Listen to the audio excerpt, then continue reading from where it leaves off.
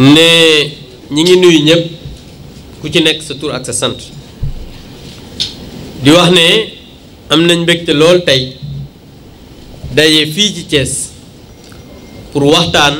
ak li nga xamante ni ñooy suñu mbokku taskatu xabaar yi pour ci li nga xamante ni mooy actualité politique nationale ndax ku ne xam na ne président de la République Macky Sall démb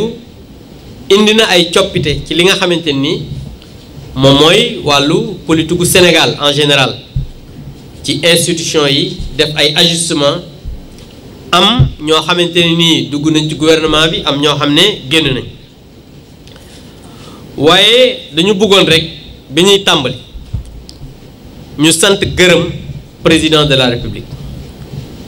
ci matam ci teeyam ci dalam ak ci ubbeeku bi mu ubbeeku ba nga xam ne am na ay nit ñoo xam ne ñu am taxawaay lañ fii ci dëkk bi muy ci réew mi yépp boo dugal leen ci biir gouvernement bi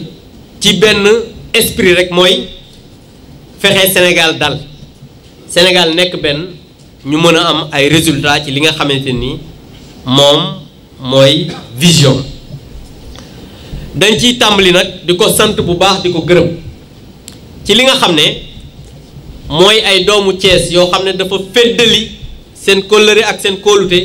ak kóoluteem ci ñoom ki ci jiitu mooy le ministre Augustin Tine nekkoon ministre directeur de cabinet du président de la République mu tey gën ko jëmmal def ko li ñuy wax ministre d'État directeur de cabinet politique du président de la République loolu day wane kóolute bu mu am encore ci doomu Thiès te loolu ñu ko ciy sant di ko ci gërëm waaye nag di ko sant bu baax ci li nga xamante ne nii moom mooy aussi suñu xarit suñu àndandoo bu yàgg koo xam ne nag suñ nee endurance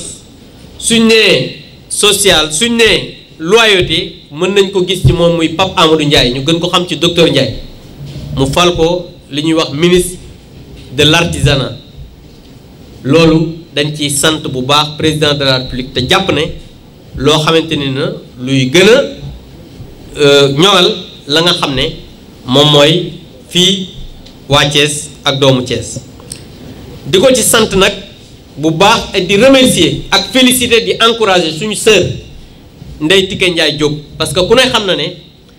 dans l'histoire du Sénégal c'est la première fois ñoo am ministre boo xam ne mooy jigéen di porte-parole gouvernement loolu moom taxawaayam ak jëmmam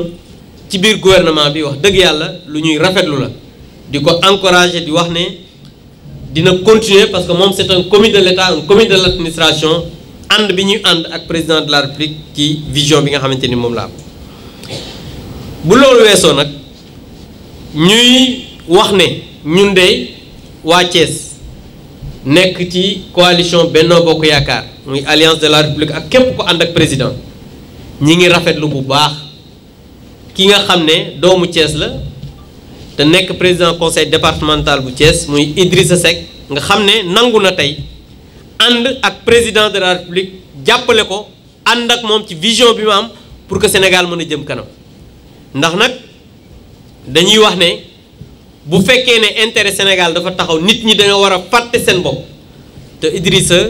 gis nañ ne fàtte na boppam jël ci kanam li nga xam ne moom la teg ci kanam mooy intérêt Sénégal loolu dañ koy rafetlu te xam ne ñun de nangu nañ loolu nga xam ne mooy décision bi mu jël ba pare nag di ci encourager le président Idrissa Seck encourager aussi le président Macky Sall bi nga xam ne moom moo am xel boobu ba ibbi dënnam ibbi Sénégal dans le seul but de satisfaire l'intérêt du Sénégal et des Sénégalais di wax rek ne loolu nag mooy li nga xam ne ñun lu ñuy rafetlu la te nag ñun ñi nga xam ne ñoo ànd ak président de la République du ñu jóg ci di am esprit de sacrifice yaatal suñu dënn képp koo xam ne yaa ngi ñëw pour ànd ak président de la République li ko waykat ba di wax yaatal géew bi ñun dañ ci ànd ak yow ba pare di ko rafetlu di wax rek ne ñun de li nga xam ne moom mooy bëgg-bëggu président mooy Sénégal dem vers l'émergence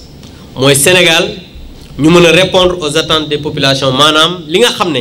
population yi ñu ngi koy xaar ci ñun ñu mën ko yeggal te ku ne xam na ne aussi ci jamono bu difficile la parce que gis nañ ne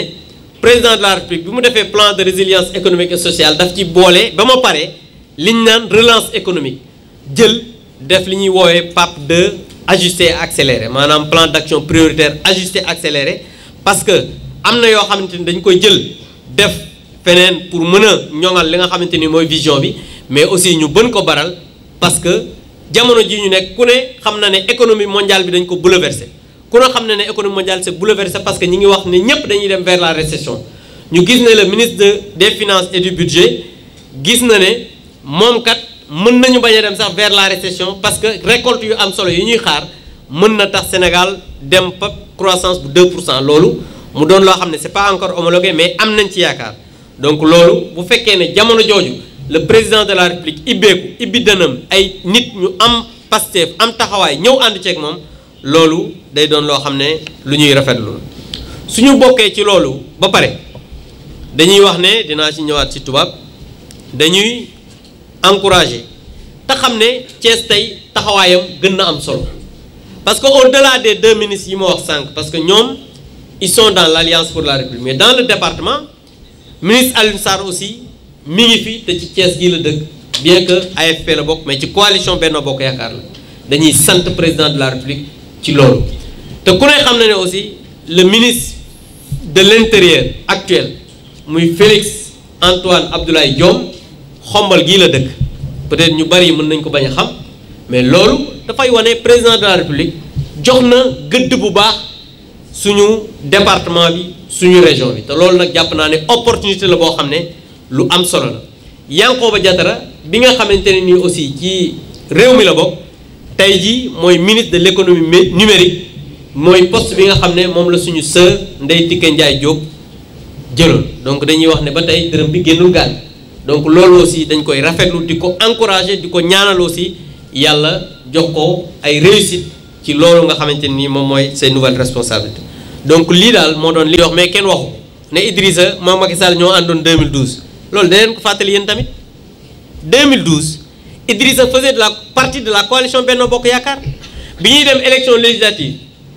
Idrissa bulletin marron la woon mooy bulletin Benno Bokk Yaakaar donc jamono di dox ba tàggalikoo am te nag aussi bu ñu waxee politique gu Sénégal ànd ak tàqalikoo du tey la commencé bu ngeen fàttalikoo bu ñuy wax ay waxu Senghor Lamine da ngeen dégg ay SFIO dëgg la fekk ñu fi waaye histoire mi ngi fi ay PRA Sénégal ay BDS BPS UPS ñu dajaloo ñëw indi PS donc yooyu yëpp